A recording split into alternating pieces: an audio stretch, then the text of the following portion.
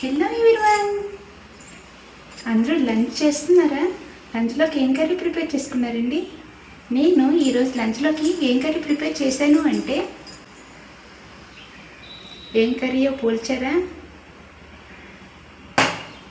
Cabbage అనుకుంటున్నారా? కాదండి, పనసపొట్టుతో curry prepare చేశాను. చూసారా ఎంత బాగా వచ్చిందో? చాలా బాగా ఉడికిందండి. పనసకాయ అనగానే గట్టిగా ఉంటుంది, మనం తినగలమా అని అనుకుంటారు కదా, అదేం లేదండి. చాలా స్మూత్గా చాలా బాగా వచ్చింది. అన్నంలో కలుపుకొని అయినా తినచ్చు, లేదు అంటే చపాతీతో అయినా చాలా చాలా బాగుంటుంది.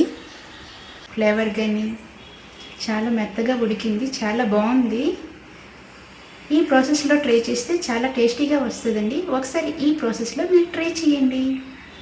లాంగ్ వీడియో పెట్టానండి, ఎలా చేశానో ఏంటో ఒకసారి చెక్ చేయండి. నచ్చితే లైక్ చేసి సబ్స్క్రైబ్ చేసుకోండి.